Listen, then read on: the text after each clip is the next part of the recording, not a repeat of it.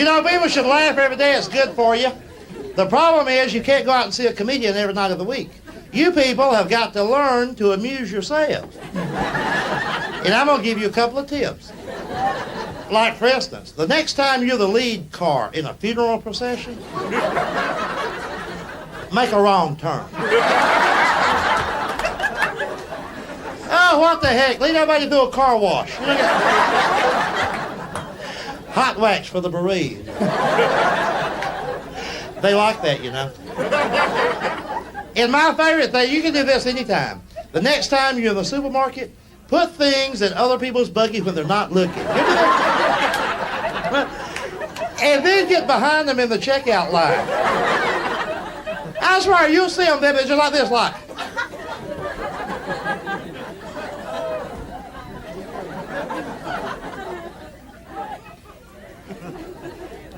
I don't remember getting that.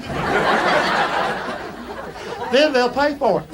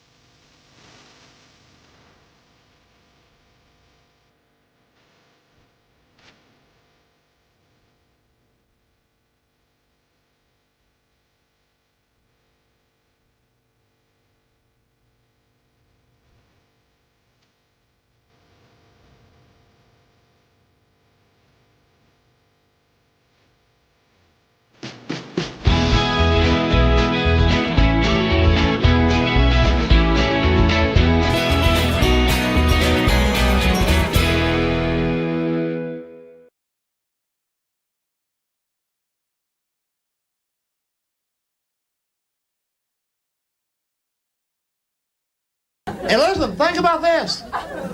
Department stores are practicing medicine. For almost 20 years, we think it's all right. Let's say you go over to Sears and Roebuck just to look around. And by the way, if you notice, that's what we all do at Sears now. Nobody buys anything over there. Well, you're off this afternoon. What you gonna do? Well, I'll tell you. I think I'll go over to Sears and look around. All right. You're over at Sears. You're in the lower level, the basement. That's the hardware department. All you're doing is checking out what's new with Black & Decker. You ain't gonna buy nothing, you just looking. Now you get ready to leave. You go around the lawnmowers. Well, let me interrupt this a minute. Lawnmowers.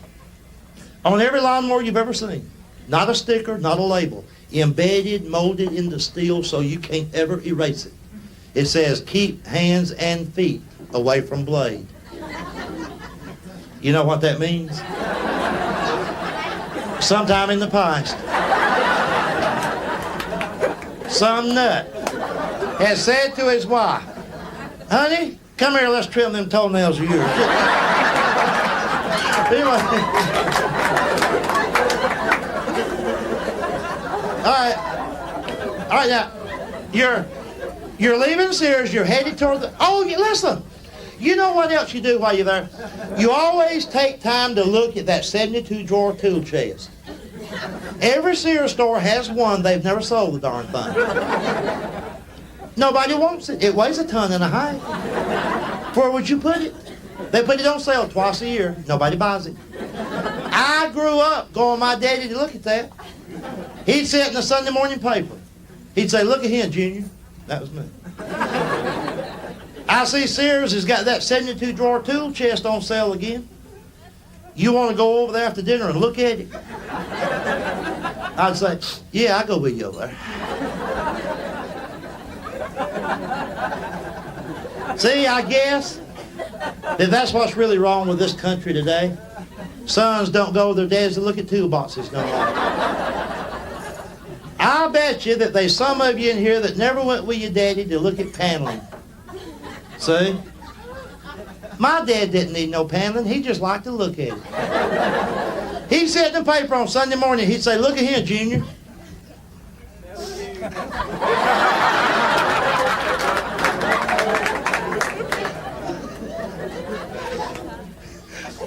I see they got that paneling on sale again. You want to go over there and look at it? I'd say, yeah, I'll go with you over there. Anyway.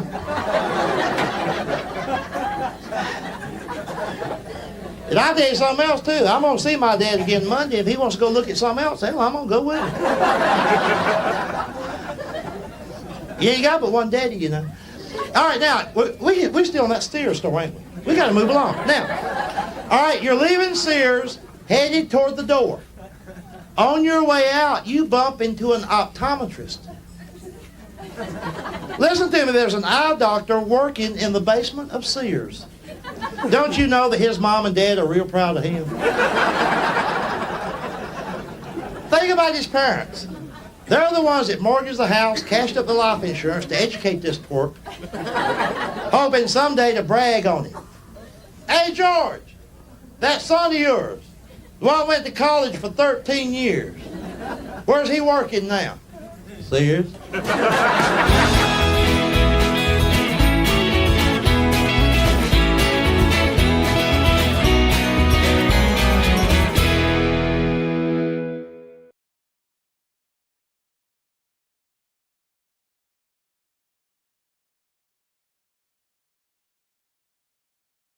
Powerball is $29 million. I've got 100 tickets and a gut feeling that I'm going to win the money.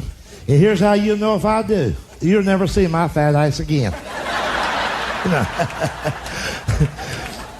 I know that here in Alabama you don't have a lottery, but when the jackpot gets like, to use your expression, way on up there,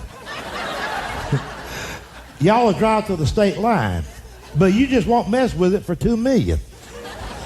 I know I got friends here in Birmingham, and I'll be talking to them on the phone from Atlanta, and I'll say, would you like me to get you some tickets this week? And they'll go, oh no, what's it up to?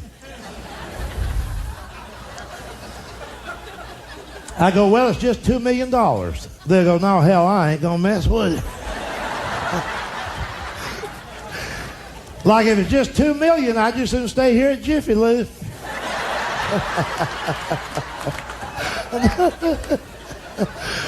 Look, and you know what? You know people like this too. You know when you talk about winning the lottery, I think people are just embarrassed to admit that they would quit their job. People say this about winning the lottery and working. They'll go, "Oh, I don't think I'd quit working altogether." Now, what the hell does that mean? You got $15 million, but you're still going to get up early 2 mornings a week and go into Shoney's and set up that breakfast bar. Well, I'm the only one who knows how to do it. I mean, see, people ask me all the time. They say, now, James, I know you joke around a lot, but seriously, with the kind of job you've got, if you won that lottery, would you really quit working? I go, in a heartbeat. They go, well, what would you do? What would you do? I said, I sit on my front porch naked and wave at cars. See, if you've got $15 million, you can sit on your front porch naked.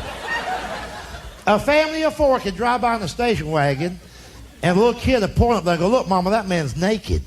She said, I know, honey, but he's got $15 million.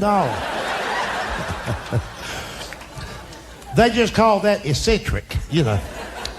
But I'll tell you this. On those rare occasions when the jackpot gets to $15 million, and in the Georgia Lotto, it's only happened 3 times in 3 years, but when it's $15 million, everybody I know has got a handful of tickets. And it's late Saturday evening, they're all sitting out on the front porch, and they start fantasizing and talking among themselves about what they're going to do with the money if they win. You ought to hear my kin people talk. I've got some dumb-ass cousins. Oh, he'll go, what would I do? Hell, I'll tell you what I'd do.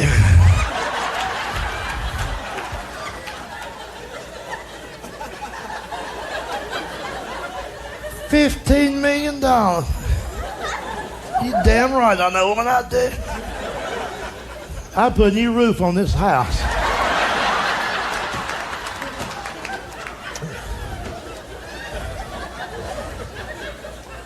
I'd go down to that lottery office on Monday, get somebody to take me down there. My car's broke. Get my check. Come back here, get out the yellow pages, turn to R, call me a roofing company. Tell them, hell, I didn't care what it cost. And I might go ahead and get that back porch screened in. And then they'll go, and if there's enough left, I'm like, maybe you ought to go to night school. Yeah.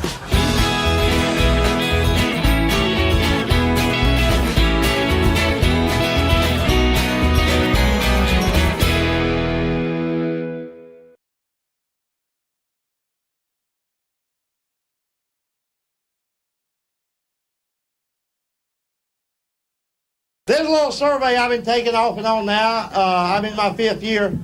I want you to simply raise your hand if you were born, raised, and spent most of your life in the state of Idaho. See? I've asked that question all over America and Miami.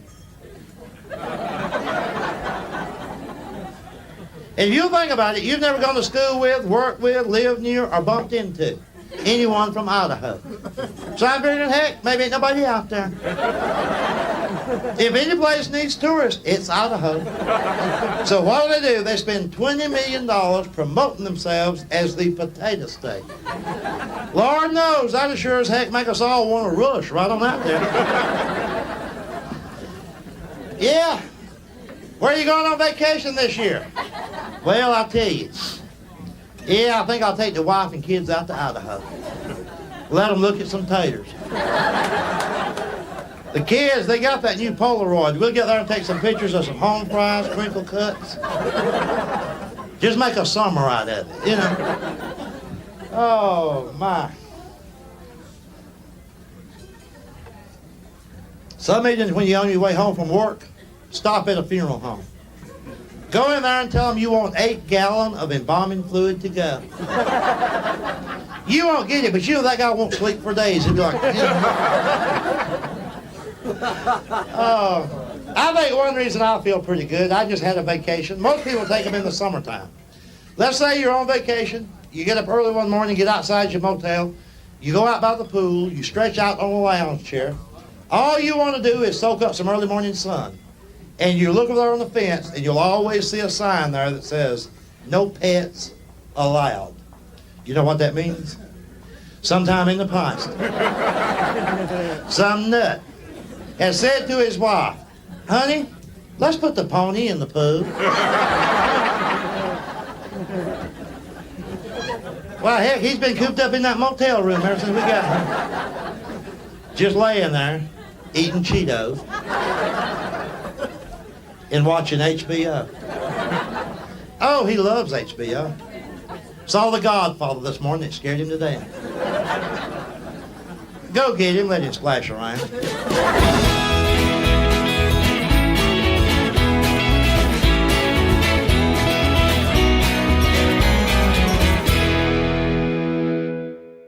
your humor plays right into that, talking about one of the great American pastimes, and that is family and friends just hanging out. Oh, yeah. Yeah, we don't have enough of that anymore, I don't think. Socialize. Yeah. Fellowship. Yeah. Eating. I mean, you don't have to be real old. You can be in your 20s or early 30s, and you're still old enough to remember when people could actually sit around and talk without a cell phone glued to the ear.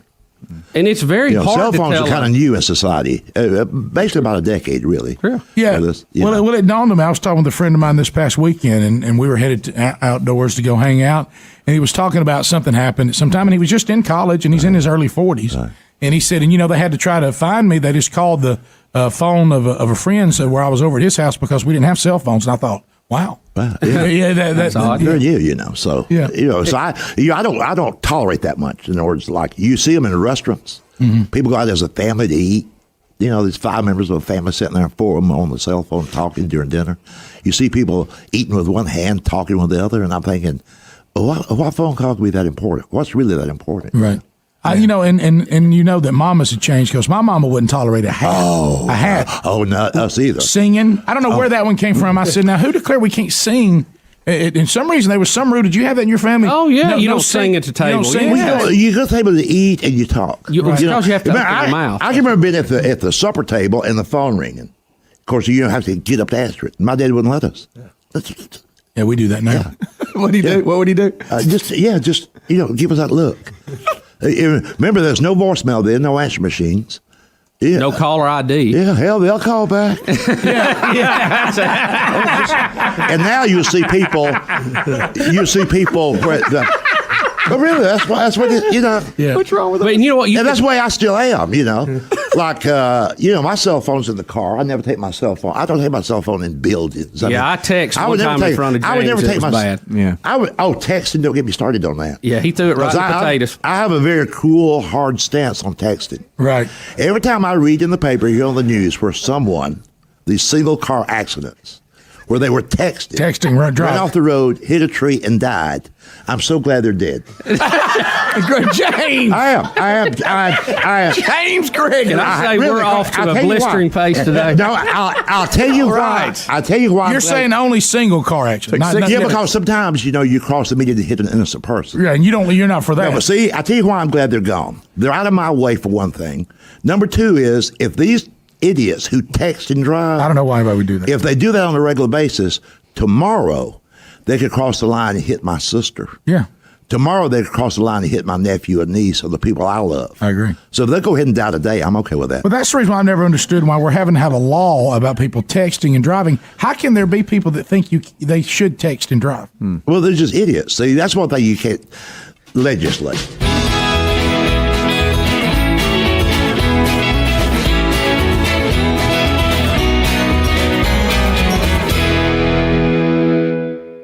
Well, I'll tell you what, I think I've gained 3 or 4 pounds the past 2 days. Somebody asked me, they said, James, I think you're putting on weight. I said, well, I just had breakfast. Sometimes, it depends on what time of day you get back there. Sometimes I'm the only one eating the real food. At lunch yesterday, they had sugar-free brand muffins. I asked the lady, I said, are you kidding me? Sugar-free means it's not sweet. There's no vanilla chocolate frosting. There's no cream cheese in the middle. There's no jelly. That's what I used to call a rock, I noticed, and I learned in traveling, when I do my comedy shows, there's always another comedian on the show with me.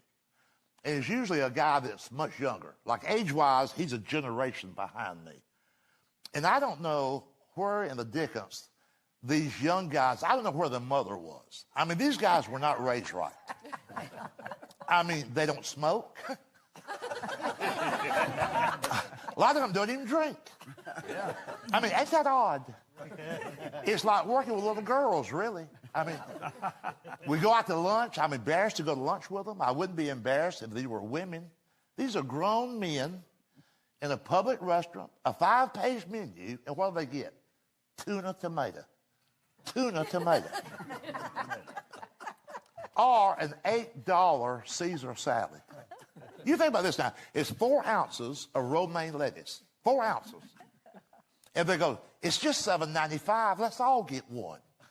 I'd get a whole bucket of chicken for $8.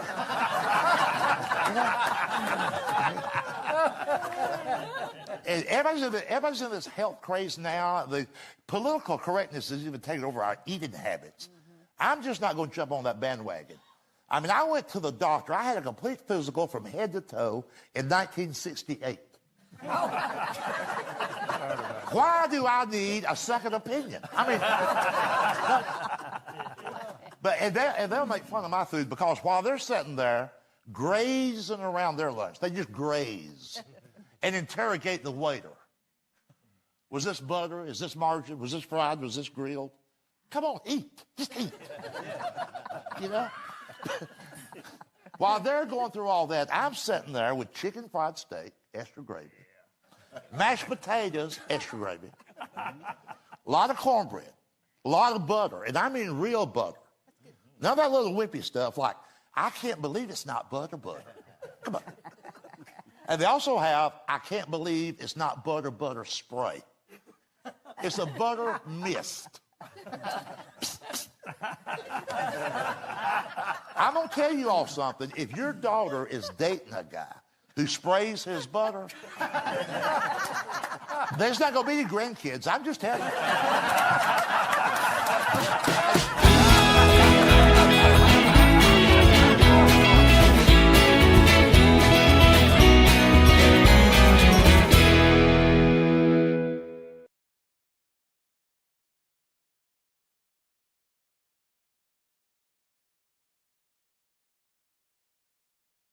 But here's what happens with the Baptist.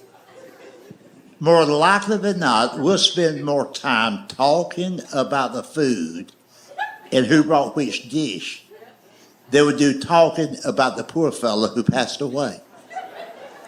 Now, we've all been there, and you know what happens.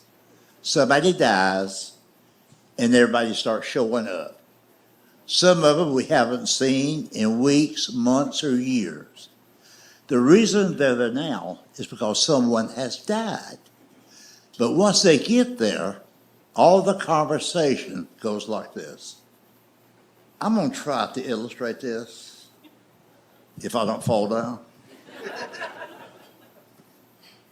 If I fall, you catch me.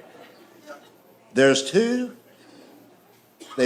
groups of gossip, okay? All the men folk, the guys, they're sitting out here in the backyard just talking.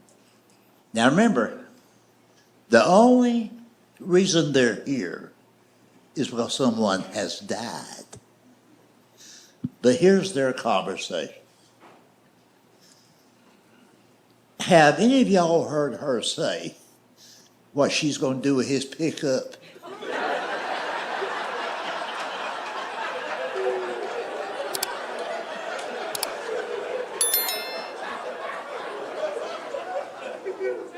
That truck just got 13,000 miles on it.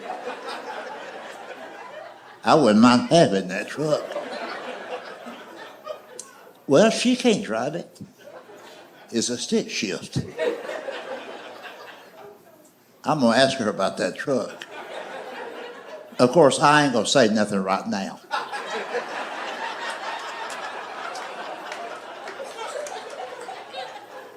But maybe tomorrow, when we get back from the cemetery, and I hope like hell that preacher don't talk all damn day. I'd like to get home before dark. But I'm going to ask her about that truck. I can get a cosigner. My niece, she'll cosign. My nephew can't cosign for nobody right now until he gets that crock pot out of the way.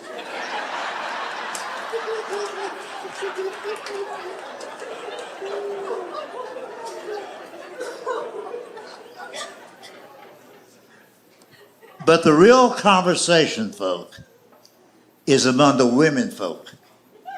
They're sitting here in the house, around the kitchen table, the dining room, where all the food is.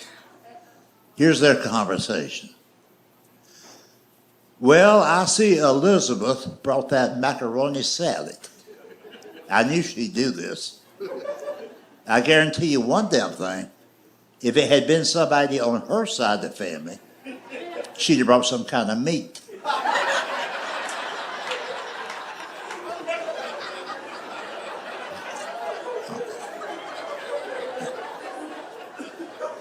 Well, let me tell you what I'm talking about. When her sister's husband died, he's the one who got killed using a chainsaw. He'd always wanted a chainsaw, and it was his birthday. So we all pitched in, you know, and 200 of us. $3 a piece. And we told her, we said, now you're not going to get no Christmas.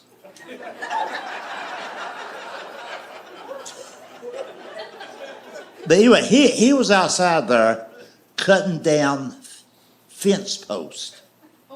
He didn't have no trees. As a matter of fact, it wasn't even his fence. So the neighbor shot him.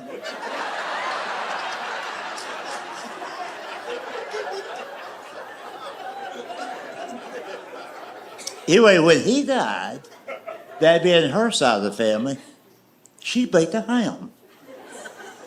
Well, she says she baked it. She didn't bake that ham. It had pineapple rings and cherries stuck on it. I said, that's a Piggly Wiggly ham right there. But I didn't want to start nothing. Now let me show you all the difference. When my cousin died, now we're talking about my side of the family.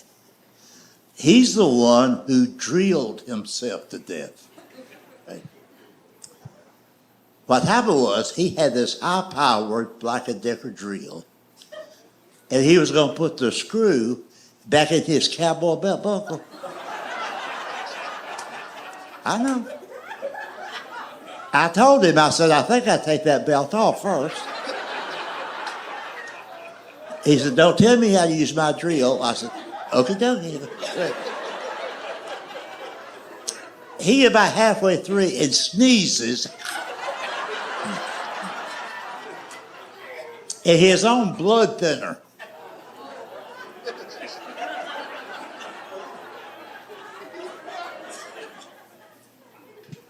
He bled to death while his wife was in the next room watching Price is Right. She didn't hear a damn thing. Anyway, when he died, that being my side of the family, guess what she showed up with? 11 deviled eggs.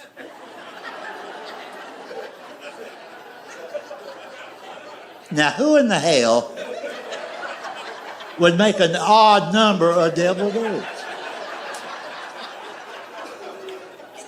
We think she ate one on the way over here.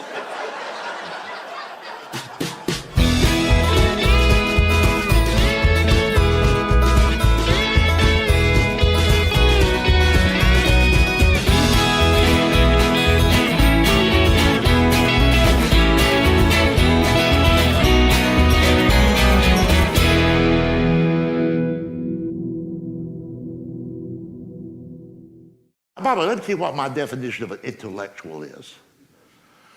It's people just like me and you, except they believe there's life on other planets.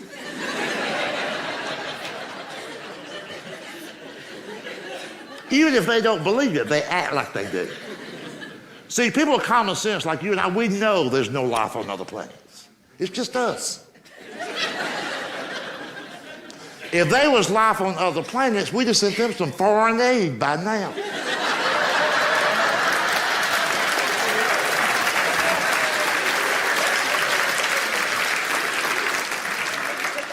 And see, I'll get back to what I was talking about. Let me take a detour here. And I know there's a lot of you in the room right now who believe, you genuinely believe that there's a life form out there more intelligent than us. Because if you believe in UFOs, that's what you believe. Because a lot of people believe in that we've been visited by UFOs. They hang around for a day or two and go back. I mean, come on now. We've been tracking them since 1947. Don't you find it odd that these super intelligent beings have the technology to go tens of millions of miles from wherever they're at down here to visit us, hang out for a few days, go back, never refuel or nothing, and nobody notices them? Now let's just look at it practically. Let's say that there is life on other planets. Right? And they've promised their kids a trip. It's a long weekend coming up. Oh, let's say Labor Day. And they say, hell, we'll go to Earth. And they're out in the driveway loading up the spaceship with the stuff they'll need. Bucket of chicken, tater salad,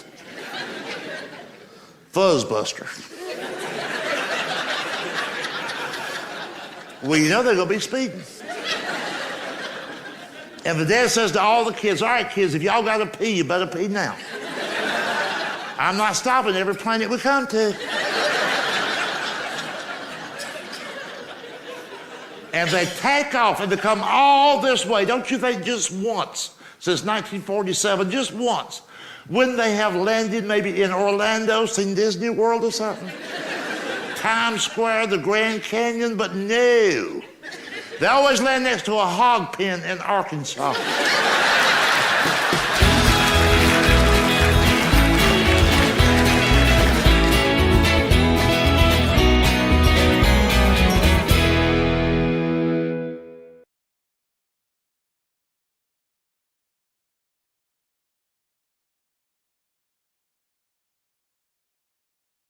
Is short, whether you live to be 80 or whether you live to be 40 or somewhere in between. In the total scheme of things we call this universe, life is short. You got to learn. I know people who will let early morning traffic congestion on the way to work ruin their whole day. With all the real problems in the world, that's a little bit silly, don't you think? Have a new attitude out there. You get bogged down in morning traffic, look at the man in the car next to you, give him a smile, and point at his wheel. He'll pull over and you can go right on through. Oh, man. Something I've seen all my life just got on my nerves some days ago. You ever be going down a 2-lane highway, you come upon a truck in front of you. And on that truck, there'll be a sign that says wide load. First of all, why is the sign even there? If you was going down the highway and you come upon a wide load, wouldn't you just mentally say to yourself, well, doggone. There goes a wide load. But no, they always put a sign back there. Could be a law, I don't know. But you look closer and they're hauling a house. Listen to me, there's a 3-bedroom home going down the highway. Have you ever said to yourself, and I bet you have because I can tell that me and you think alike. Have you ever said to yourself, who are these people? Why can't they be like the rest of us? When you and I get ready to move, we get in the car, we drive around, we look for another house. What, come over these nerds, huh? Had they been living at a place 10 or 12 years, sitting on the dinner table on a Sunday afternoon, staring out the window, they decided they were just sick of the view. Well, heck, honey, I'll tell you what let's do. Let's just load this sucker up. Imagine going to visit a friend, and not only is he not home, but his house is gone.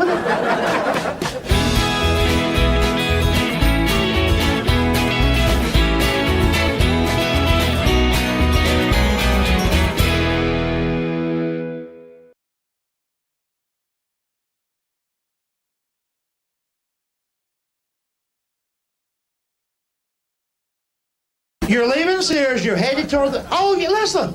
You know what else you do while you're there? You always take time to look at that 72-drawer tool chest. Every Sears store has one. They've never sold the darn thing. Nobody wants it. It weighs a ton and a half. Where would you put it? They put it on sale twice a year. Nobody buys it. I grew up going with my daddy to look at that. He'd sit in the Sunday morning paper. He'd say, "Look at here, Junior." That was me. I see Sears has got that 72-drawer tool chest on sale again. You want to go over there after dinner and look at it? I'd say, "Yeah, I'll go with you over there." See, I guess that's what's really wrong with this country today. Sons don't go with their dads to look at toolboxes no more. I bet you that there's some of you in here that never went with your daddy to look at paneling. See? My dad didn't need no paneling. He just liked to look at it. He'd sit in the paper on Sunday morning. He'd say, "Look at here, Junior."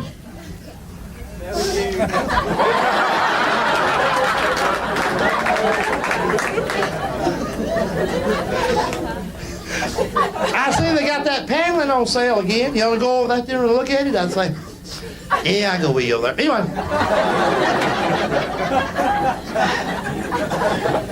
And I'll tell you something else, too. I'm going to see my dad again Monday. If he wants to go look at something else, hell, I'm going to go with him. You ain't got but one daddy, you know. All right, now, we're still in that Sears store, ain't we? We got to move along. Now, all right, you're leaving Sears, headed toward the door. On your way out, you bump into an optometrist. Listen to me, there's an eye doctor working in the basement of Sears. Don't you know that his mom and dad are real proud of him? Think about his parents. They're the ones that mortgaged the house, cashed up the life insurance to educate this twerp, hoping someday to brag on him. "Hey, George, that son of yours, the one went to college for 13 years. Where's he working now?" Sears. We got all these new words now that ain't working. Therapy, counseling.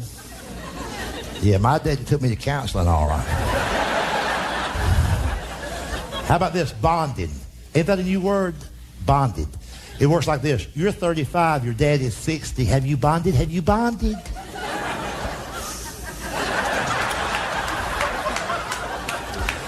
My father and I never bonded. We've posted bond for each other.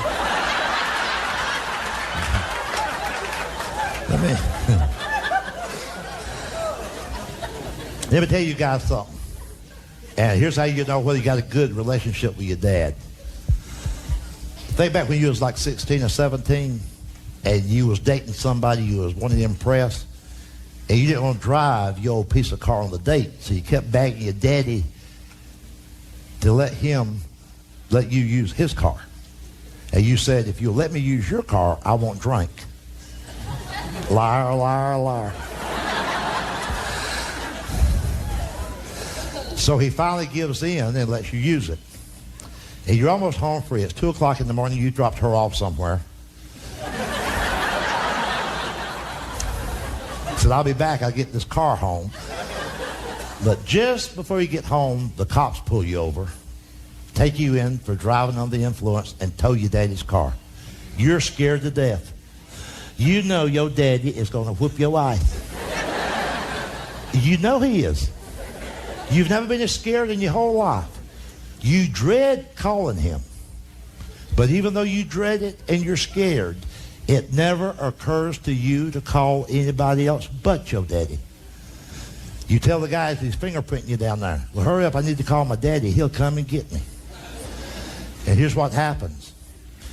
Next thing you know, the years always go by quicker than we would like for them to, and you're 35 or 36. You got a family of your own. It's late Friday evening. You've mowed the grass. You got a cold beer in your hand. You settle down to watch a ball game, and the phone rings. And it's your dad. And his ass is in jail.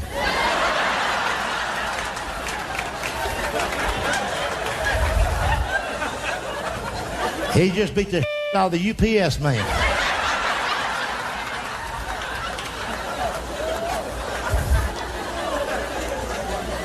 He had told that driver once before, if you back on my wife's flower bed one more time.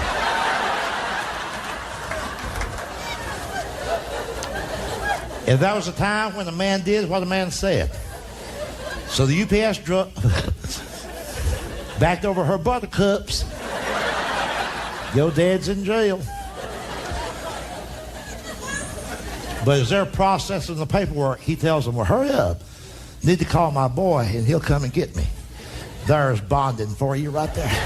And as you hear these Democrats and Republicans debate both sides of everything, and your minister even, or your governor and mayor and all like this, trying to figure out how come the kids are out of control and they used to be that way, and what can we do? Here's what happened. I'm going to act it out for you. Let's go back to a time when I was 13. Or you, even as young as you are. Say I was 13. And I get up in the morning, walking down in the kitchen area. My father, we were sitting at the breakfast table. My fat-ass father. In his boxer shorts. He'd be burping or belching. There'd be so much cigar smoke in there you couldn't see. It's just like fog. There's so much cigar smoke. On my father's breakfast plate in front of him would be a small fried pig. Pork, damn it, pork, fried pork. That's what's wrong with this country now. We've got a whole generation of Americans who have never heard the expression, sop it up. So you have that greasy breakfast, a lot of bread, white bread. You hear me? Damn white bread. Manly white bread. White bread. None of that modern day, all natural, multigrain, dark brown, looks like a wad of dog bread. No. He had white bread and butter, real damn butter. His daddy ate butter, his granddaddy ate butter, and by God, he ate butter. None of this, I can't believe it's not butter.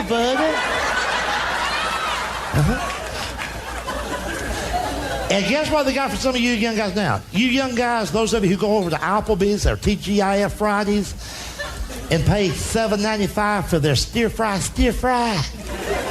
You know what stir fry is? Cauliflower, carrots, and broccoli. Same shit my daddy used to give to the hogs. They steam it in olive oil, charge you $8 damn.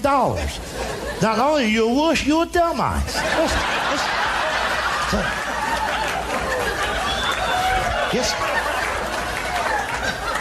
Guess what they got for you guys now? Not only do they have, I can't believe it's not butter, they got, I can't believe it's not butter spray. Have you seen their commercial? They got butter spray now. Squirt. I'm going to tell y'all something. You can tell the world that I said so. If I ever see a young guy squirting butter, squirt, I'm going to ask him out on a date. I think he'll go. I think I'll enjoy it. Eat like a woman, act like a woman. And my daddy would be eating a jar of jelly, a whole jar of jelly. None of this modern day $7 a pint, all natural fruit spread. My daddy had sugary, teeth rotting damn jelly. 49 cents a gallon. But anyway, here's the point. When he would catch a glimpse of me out of the corner of his eye, coming out of the bedroom, my daddy would start talking to me without even looking up from the plate. He said, boy, don't you even look in the kitchen because you're not going to eat this morning. You should have got your butt out of bed when your mother started calling you an hour ago. Now, why don't you grab those school books and get out by the highway and wait on the bus? Because if you miss school one more time, you ain't going to live to be 13.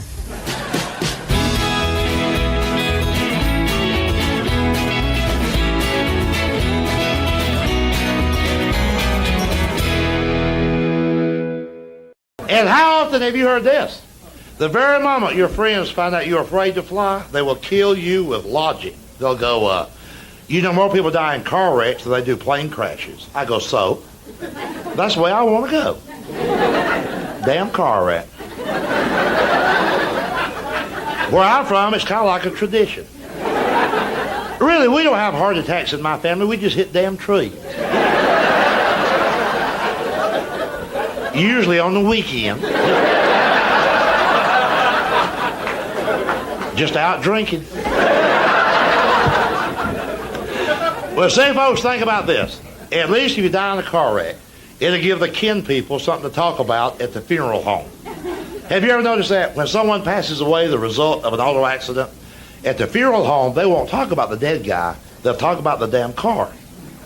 They go, did you see the car he was driving? You ain't seen it.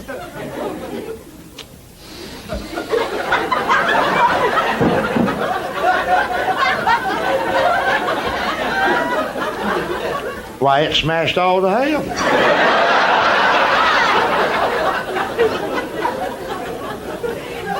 They still ain't found the steering wheel.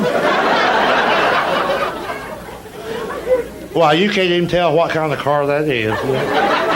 Well, I know what kind it is. I'm one that had the cosign for the damn thing. I mean, I know he's dead and gone. I ain't gonna stand out here and talk about him, but he never did have no credit. Everything he had was a cosign. And don't let this go no further. But his house wasn't even in his name.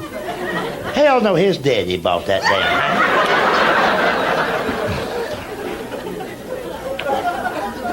And besides that, folks, at least if you die in a car wreck, they can always retrieve the body. And we need that, because I'm Baptist. You give us something to embalm and some tater salad, we can have a funeral.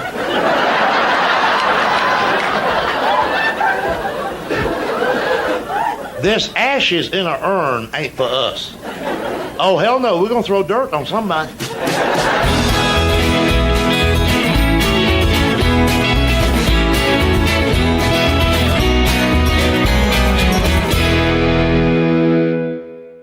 And you know what? It's probably one of those 400-pound women in those tight polyester pants. Why do they wear that shit? Don't they know how that looked? Is it believable? Is it even conceivable that a woman over 400 pounds can put on a pair of tight polyester pants, then stand in front of a mirror and go, all right? This is the only time in our lives when it's okay to be impolite. If you're at the mall and there's a woman over 400 pounds, it's okay to go up and tap her on the shoulder. When she turns around, you can say, go home, lady. I'm going to puke. Get the hell out of here. You know.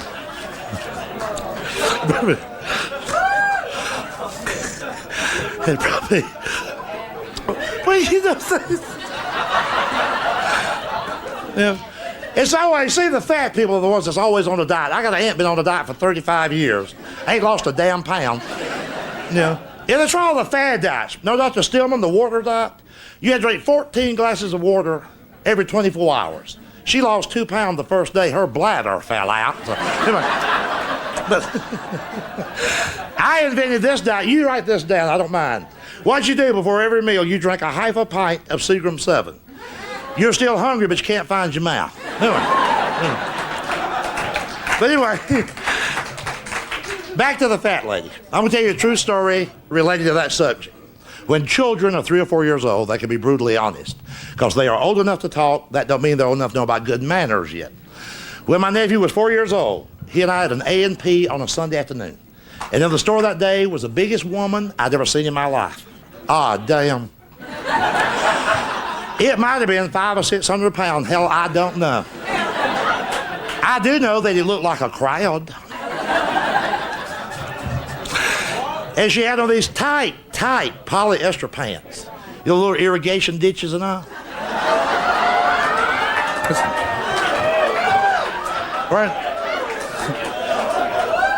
Wearing a real tight sweater, just rolls of fat.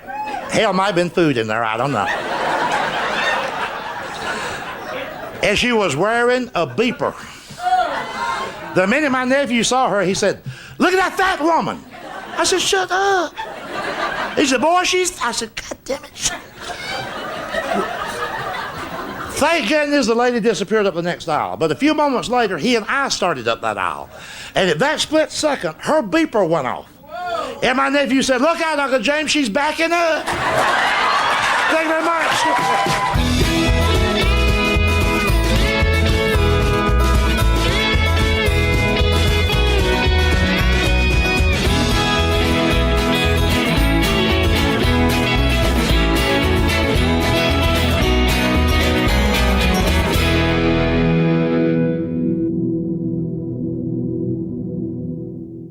We worry about things we shouldn't worry about. Just like the endangered species people. Ah, damn.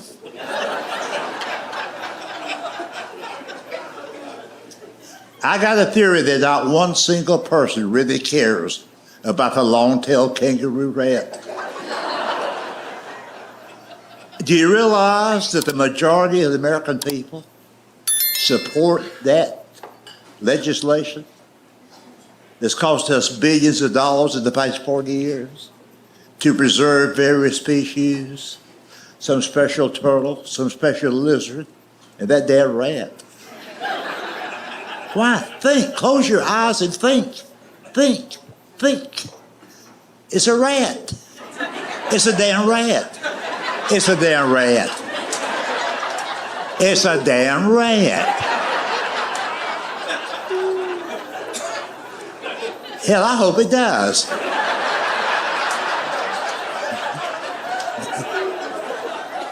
Just like previous generations, the one that Reader's Digest says are happy, if they saw a rabbit, they kill it. It's a rat. It's a rat. It don't care how long the damn tail was. It's still a damn rat. See? So we worry about the damn rat. We worry about the weather. I mean, come on. It's a rat.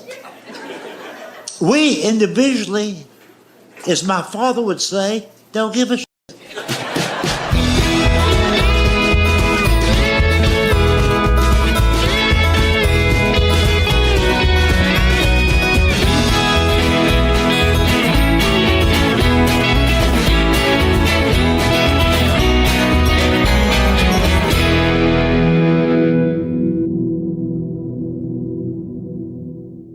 My father passed away a few months ago, 76 years old.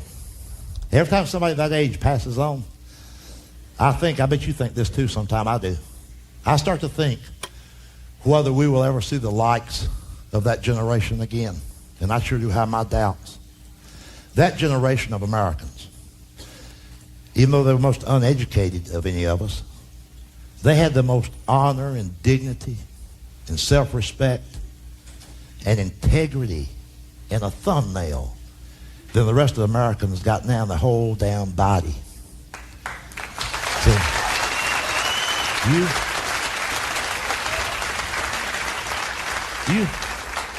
you try to picture in your mind your mom and daddy or your grandmother or grandfather, and do you think how unheard of it would be for them to actually sit in the living room hoping that some local or federal official will help them take the gun away from their boy? Oh, God. They'd have smacked some kid. They'd have half killed him himself. Now, I know it seems old-fashioned, but, you have to be reminded that that generation of Americans didn't raise crack addicts and drive-by shooters. They raised damn kids. So,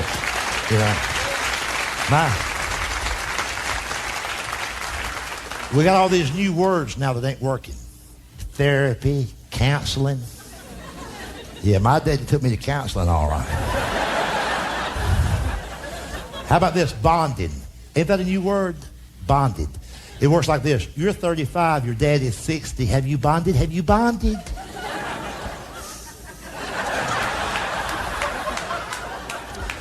My father and I never bonded. We posted bond for each other.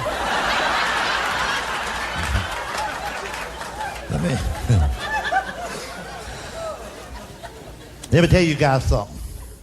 And here's how you know whether you got a good relationship with your dad. Think back when you was like 16 or 17 and you was dating somebody you was wanting to impress, and you didn't want to drive your old piece of car on the date, so you kept begging your daddy to let you use his car. And you said, if you'll let me use your car, I won't drink. Liar, liar, liar. So he finally gives in and lets you use it. And you're almost home free. It's 2 o'clock in the morning. You dropped her off somewhere. Said, I'll be back. I'll get this car home. But just before you get home, the cops pull you over, take you in for driving under the influence, and tow your daddy's car. You're scared to death. You know your daddy is going to whoop your ass. You know he is. You've never been as scared in your whole life. You dread calling him. But even though you dread it and you're scared, it never occurs to you to call anybody else but your daddy. You tell the guys he's fingerprinting you down there, well, hurry up, I need to call my daddy. He'll come and get me. And here's what happens. Next thing you know, the years always go by quicker than we would like for them to, and you're 35 or 36. You got a family of your own. It's late Friday evening. You've mowed the grass. You got a cold beer in your hand. You settle down to watch a ball game, and the phone rings. And it's your dad. And his ass is in jail.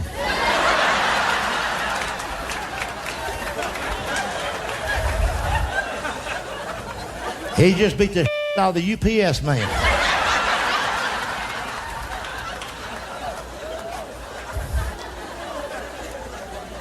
He had told that driver once before, if you back on my wife's flower bed one more time.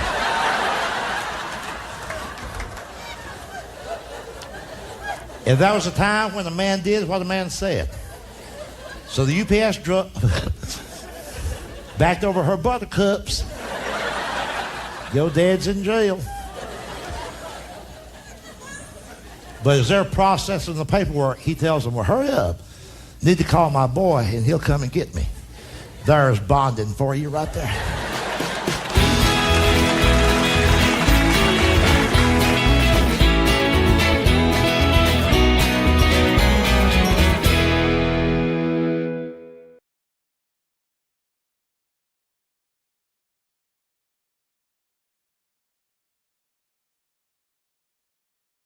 I work more days per year than any other comedian, and that includes the comedians who are household names and those you've never heard of. This year, as an example, there's been, I think about 100 days in this year so far, and I've worked 89 of those. James Gregory appeals to everybody. I've never seen anybody who didn't enjoy his show. He's extremely funny, one of the funniest men. He's billed as the funniest man in America. See, there are certain things it takes to be a headliner. You can either go on Carson one time and you're automatically a headliner. You be on Letterman one time, you're automatically a headliner. You can, and believe this or not, this is unbelievable to you. You can have a bit part in any movie where you had one scene, and you'll be a headliner automatically.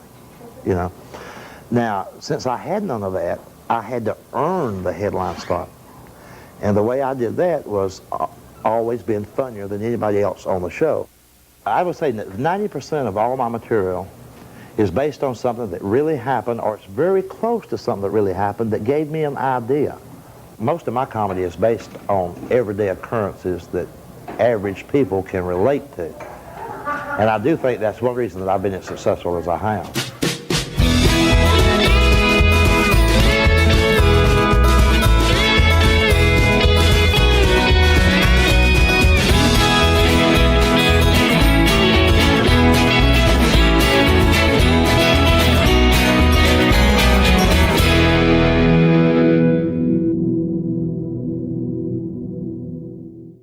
By the way, I joke about California, I tease them, but they're good folks. I've been out there, they have a great sense of humor. The main reason I don't go too often is the distance. To get to California and get back and stay on schedule, you got to fly.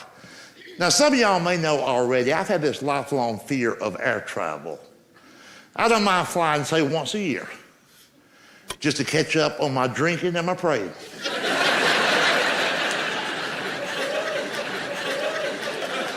To me, there's no such thing as a safe airplane. At 30,000 feet, if something comes loose and falls off, it's pretty much over. It's not like you can go, shh. Where's that noise coming from?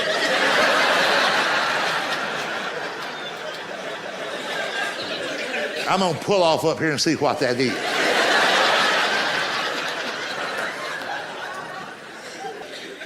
And they know it's not safe. That's why they overly brag about their safety features. They seem to be especially proud of their flotation seat. Every single flight, regardless of the destination, they talk about the flotation seat. Even got a video they show the passengers now, where it's located, how to use it, how to get to it, how to strap it on. That's going to save our life if they make an emergency landing in the ocean. And see, psychologically, if they know what they're doing, that makes us feel better just knowing that's on the aircraft.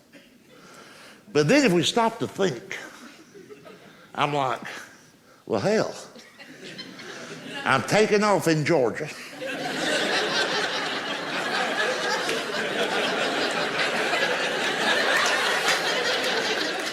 We're going to be landing in California. There ain't no damn ocean.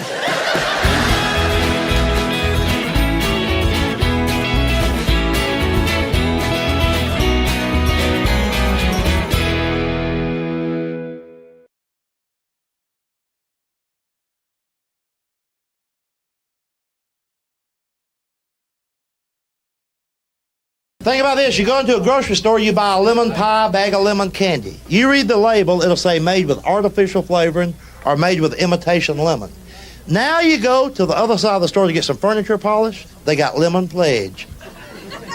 On the can it says made with real lemon. That bothers me. We're eating the artificial junk and we're spraying the good stuff on the coffee table.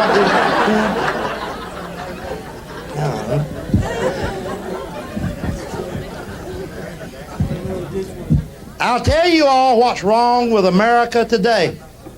Giant cookies. That's right, them big cookies. You get them over to the mall. You got one cookie, size of a hubcap. Cost $8. That ain't right. Remember until a few years ago, a cookie was like yay big. Get a whole bag of them for $1. I remember as a little kid getting ready for school, my mother would say, Junior, that was me, you want a cookie in your lunch? I said, yeah, that'd be good. Now mother says to her child, son, you want to take a cookie to school with you? Well, yeah, if I can get somebody to help me carry it. See, there's a lot of things out there that don't make sense these days. Every store you go into, they got these little machines. You put a quarter in there, get your pulse, your heart rate checked. You know what I'm talking about? It bothers me that you can get your heart checked at Pizza Hut. Does this make any sense? I can't see a guy going into Pizza Hut saying, yeah, this order's to go. Give me a large Super Supreme, double cheese. I love cholesterol. Give me a lot of jalapeno peppers. I want to remember this pizza till next week.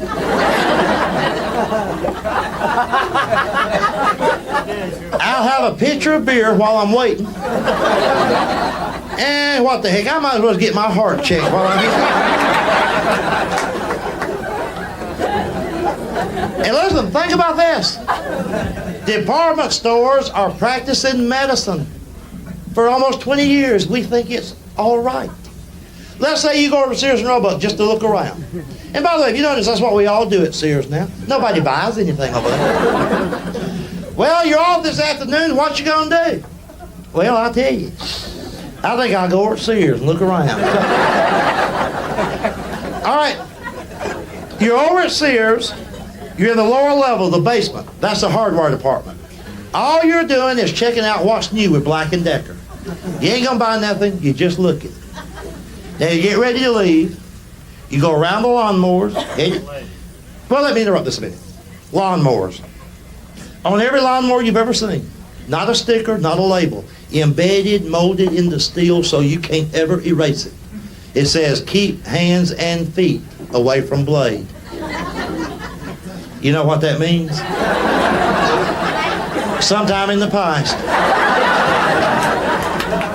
some nut has said to his wife, honey, come here, let's trim them toenails of yours.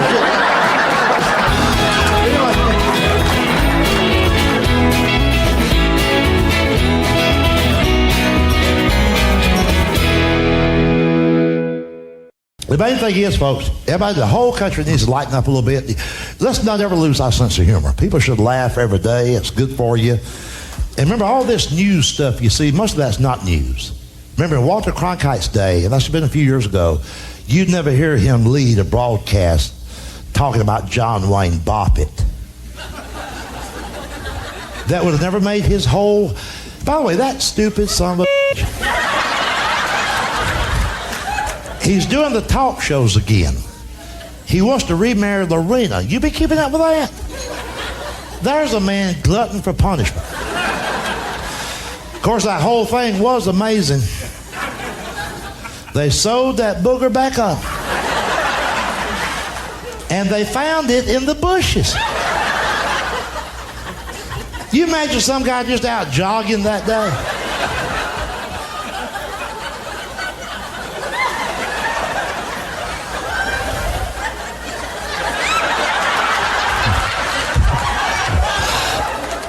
I believe I'd have kept it. I'd have made me a keychain out of that.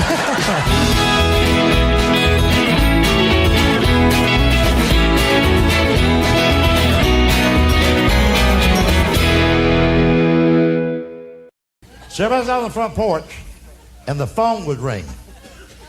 And back in those days, the phone would have to ring 20 times before anybody ever bothered to pick it up. Things sure have changed in this country, haven't they? This whole country now has gone phone crazy. We're phone fanatics. We're afraid to get further than 2 feet from a phone. Got to have that damn phone.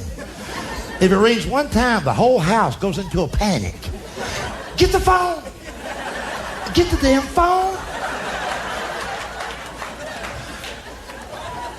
And we got all this newfangled BS. Call forwarding so the caller can just chase us all over town. Got call waiting, got caller ID. Got to know who's on the line before we pick it up. Hell, we can't take no chances.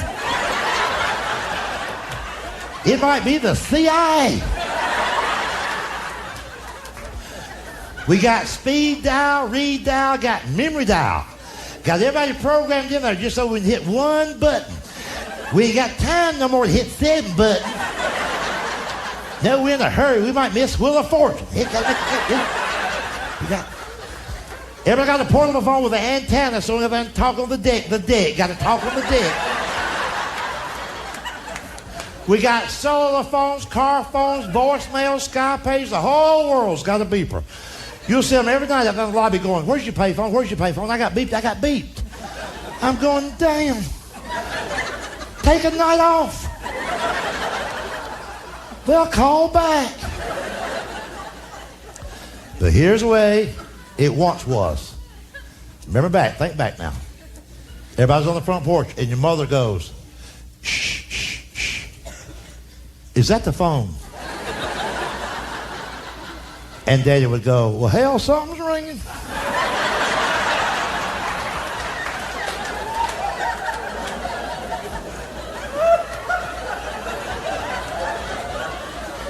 Mom would go, I bet you it's that phone.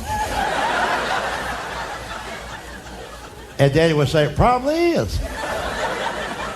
And your mother would say, if I knew it was going to be ringing like that, I'd never had it put in.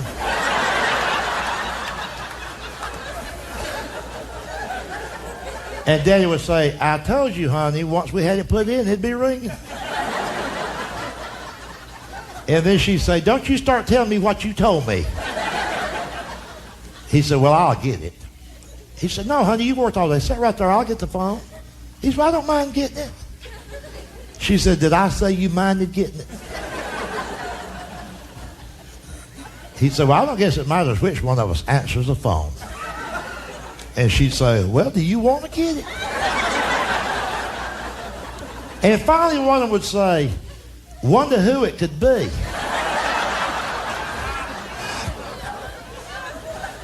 So eventually, your mother answers the phone.